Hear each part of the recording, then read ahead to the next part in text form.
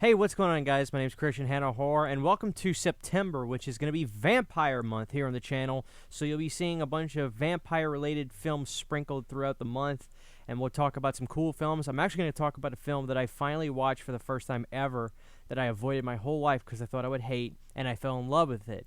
But I thought, why don't we start this off with a familiar face? John Carpenter.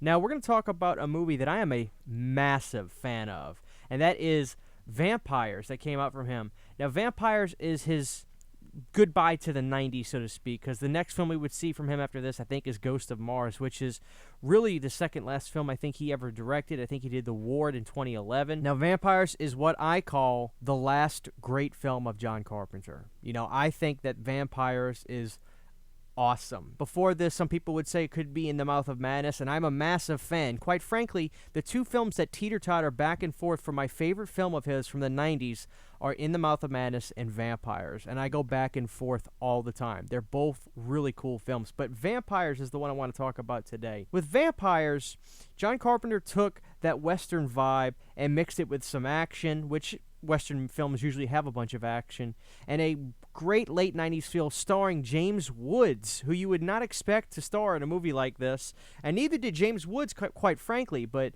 you know, John's had the vision, John made it happen, and he stars in this film. Now, if you know my channel at all, you know that James Woods is easily one of my favorite actors of all time. I'm a massive James Woods fan, so seeing him in a movie is always brownie points for me. But the fact of the matter is, he's awesome in this film.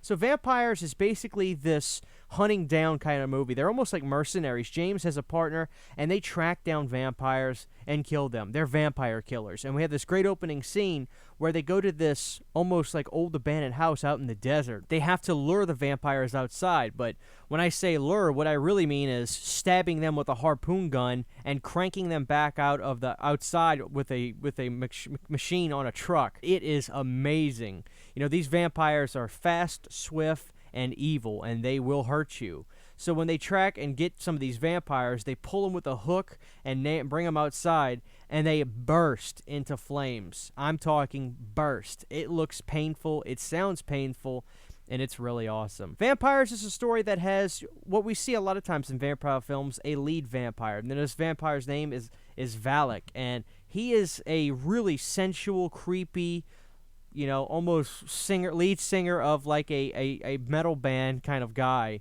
But it's a great look that I really like. Now, Valak, he basically is building an army. He bites people and makes them basically turn into a vampire, and they go to him. They're seduced by him. They become obsessed with the thought of him. They want to be with him. They've got to track this guy down. Now, what they do is they get a victim at a very, very early stage. Now, this woman is played by Cheryl Lee, who you may know from Twin Peaks as Laura Palmer.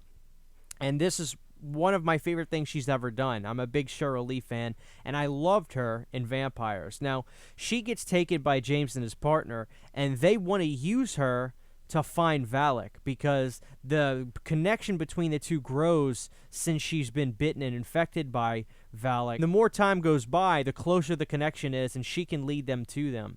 Now, she's battling, wanting to be with him as time goes on, and that stream of consciousness of wanting this to stop, and that's how we get to the final conclusion at the end where they inevitably battle. I'll keep the rest spoiler-free, but a few words about Vampires. You know, this was a film that I didn't watch for a very long time because, quite frankly, the title was kind of bland to me, just Vampires.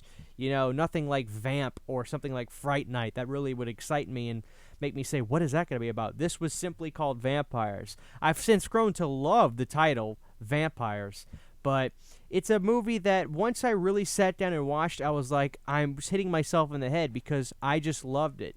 It feels like a John Carpenter film. Now, if you're a John Carpenter fan, you know what I mean by that. That certain type of music, the pace of the film, the cinematography, the speed of the cinematography, those long shots, simple shots. John uses a lot in his movies. You know a John Carpenter film when you see it, and Vampires is no exception.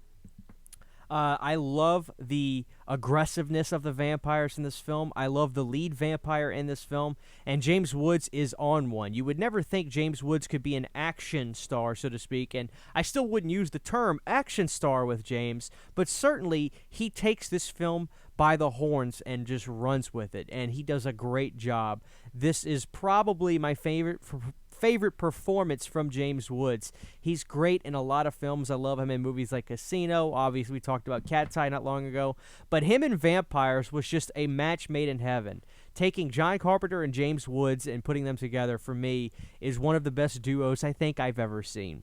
So Vampires, to me, is the last great film from John Carpenter that he directed. Now, I'm not the biggest hater of Ghosts of Mars. Quite frankly, I'm sure Scream Factory will eventually put that out. And when they do, I'll grab it because I do have fun with that film.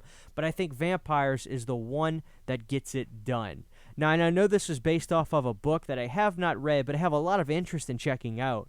The interesting thing about the 90s with John is, box office-wise, he wasn't really much of a success. He was almost like a band like, Cinderella that got really big in the 80s, sold hundreds of thousands, millions of records, and struggled in the 90s. It's really interesting to see. But one thing I love about Vampires is this film did really well overseas and made it profitable. Profitable enough, and I think that there was even a sequel that was done that I think Tommy Lee Wallace directed, if memory serves. I could be wrong on that, but if I remember my research, I think Tommy directed a sequel to Vampires. Maybe we'll review that sequel soon enough, but I will say that Vampires is a film that definitely gets lost in the shuffle of John Carpenter.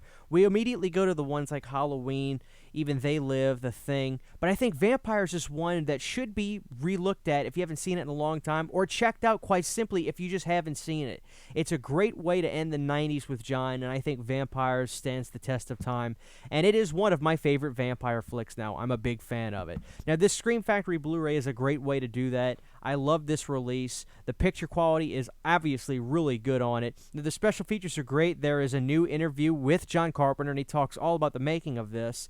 Sandy King, who's actually his wife, who was producing a lot of his work in the 90s. And, of course, James Woods gets an interview, and plus more. It's a great release. Audio commentaries by John Carpenter. It's a great release of a great film, and I think Vampires deserves a second look if it's been a very long time since you checked it out. It's certainly one of my favorite John Carpenter films, and I don't say that lightly because I know what I mean when I say that. That's going up against a lot of great films, but I love Vampires. So if you haven't checked this movie out, guys, do it for me for the sake of Vampire Month here on Christian Hannah Horror, the month of September. And we'll talk more about some great vampire films in the future. But for now, I figured what a great way to start it off with John Carpenter's Vampires. See you guys very, very soon.